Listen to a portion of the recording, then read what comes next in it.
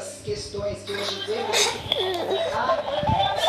mundo é uma obra maligna para sugar as pessoas para levar, conduzir pessoas ao inferno.